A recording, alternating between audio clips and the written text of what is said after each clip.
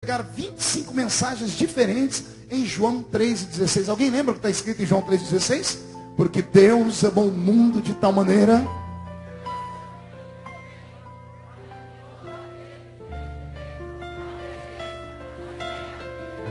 Se eu fizesse essa mesma pergunta há 15 anos atrás, a igreja toda responderia. 15 anos depois, a maioria dos crentes ficam de boca fechada porque mal conhecem o texto áureo da salvação, que é João 3,16.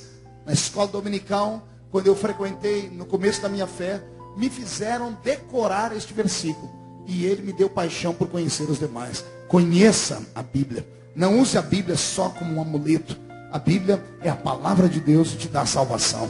Todavia, como eu estava dizendo, quando você começa a garimpar a Bíblia e começa a conhecê-la, você começa a vislumbrar um mundo que antes não conhecia. Por exemplo, eu descobri no capítulo 6, verso 8 de Isaías, que Isaías está sendo apenas o vaso. Isaías está sendo apenas o porta-voz. Quem está falando pela boca dele é o próprio Deus. A pergunta veio do céu e a resposta não veio da terra. A pergunta: e agora? A quem enviarei? Quem há de ir por nós? Os pregadores pregam de maneira exata. Dizem: quem perguntou isso foi o próprio Deus. E é Deus usando a boca de Isaías. Todavia, todas as vezes que pregamos sobre a resposta, nós falamos que a resposta veio da terra. Eis-me aqui, envia-me a mim. Quando na verdade não. Isaías está sendo ali tomado pelo Espírito de Deus. E ele está em êxtase. Está com seu corpo tomado pela voz do Senhor. E em um momento quem toma a sua boca é o Pai. E em outro momento quem toma a sua boca é o Filho.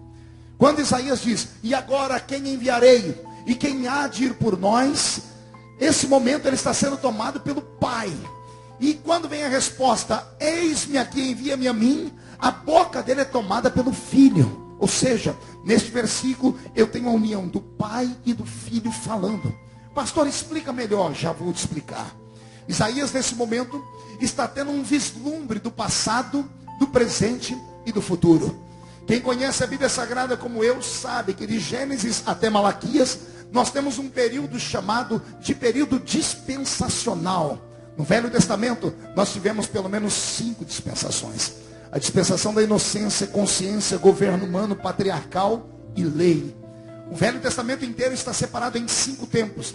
Em 5 momentos em que Deus tentou convencer a raça humana de que Ele queria salvá-la. Mas em todas as eras o homem trocou Deus por tudo, menos pela fé verdadeira.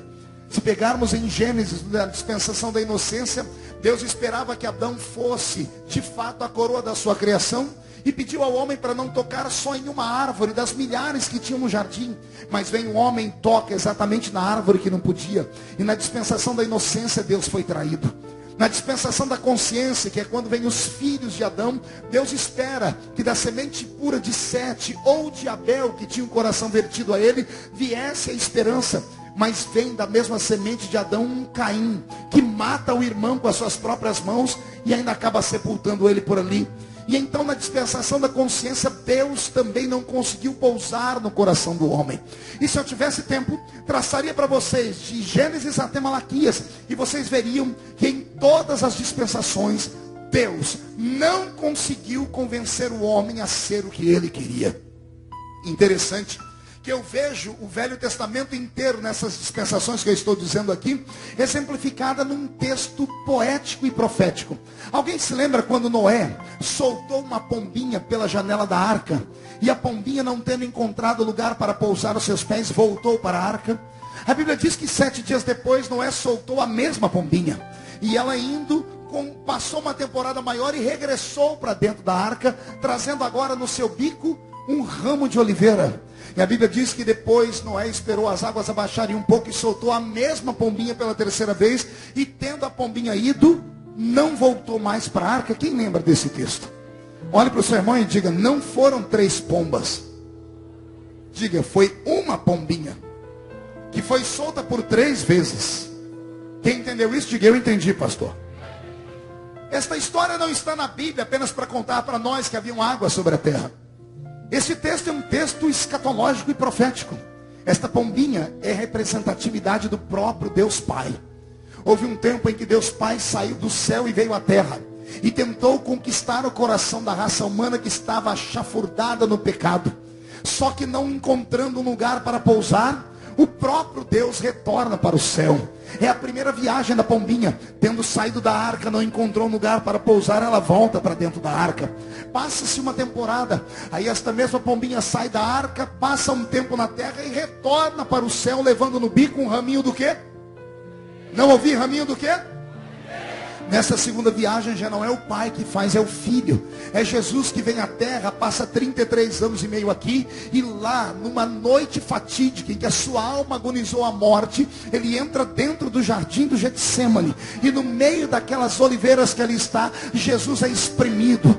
E por isso o velho poeta disse em um hino que Jesus é a oliveira verdadeira. E nós, jambuzeiros bravos que fomos nele enxertados. Ora, agora a pombinha retorna para o céu levando no bico um raminho de oliveira, mostrando que Jesus esteve no jardim das oliveiras ali. E agora, pela terceira vez, Noé solta a pombinha e ela agora não retorna mais à arca. Agora a água se escorre, Noé abre a porta da arca e a pombinha não retorna para lá.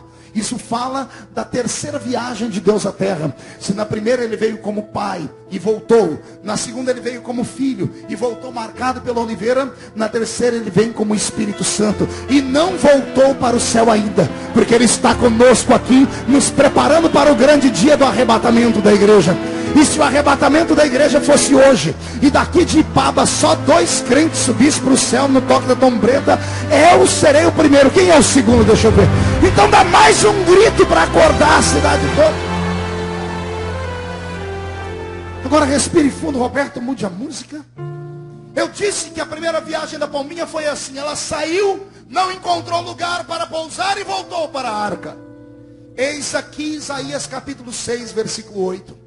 Deus veio à terra, de Gênesis a Malaquias, nas 5 dispensações bíblicas, procurou o coração de um homem para usar, mas todos os homens que Deus levanta, o diabo derruba. Deus levanta um Sansão para ser libertador, e Sansão morre como um cativo aprisionado. Deus levanta Moisés para ser o maior de todos os pastores, e o maior de todos os pastores mata um homem em terra na areia. Deus levanta Davi para ser um homem segundo o seu coração, e Davi, além de adulterar com Batseba, manda matar Urias no campo de batalha. Deus levanta homens como Abraão para ser um representante da verdade, e Abraão conta mentiras ao ponto de quase destruir o Egito. Todos os heróis bíblicos do Velho Testamento fracassaram. E o diabo olha para Deus e diz: quem nascer aqui eu acabo com ele. Deus veio de Gênesis a Malaquias, dispensação da inocência, consciência, governo humano, patriarcal e lei, e ele não consegue pousar no coração do homem. O que é que Deus faz?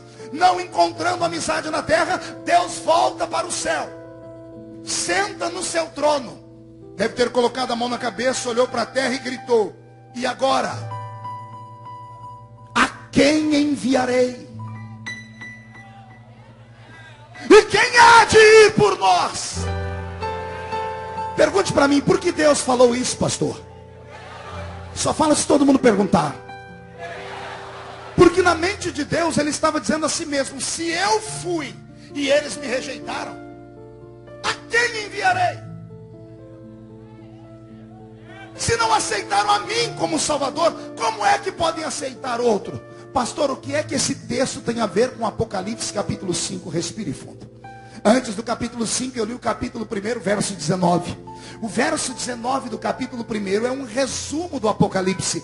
Tem crentes que quando leem Apocalipse pensam que Apocalipse é o livro do futuro, é o livro das coisas que hão de vir. E não é apenas isso. No capítulo 1, verso 19, Jesus disse a João: João, escreve as coisas que você está vendo no presente, as coisas que foram no passado e as coisas que ainda hão de acontecer. Nem tudo que está escrito no Apocalipse se refere ao futuro. Algumas coisas que foram escritas no Apocalipse referiam-se ao passado, ao nosso passado, ao presente de João, isso significa 2000 anos atrás, e João ainda leu que eram coisas que eram antes dele. Ou seja, o Apocalipse é uma mistura de passado, presente e futuro. O capítulo 5, por exemplo, sempre que lemos, apontamos para o futuro. Pensamos em selos que serão abertos, em pragas que descerão sobre a terra. E quando de repente você tem uma visão como a que eu tenho estudando, você percebe que João não está vendo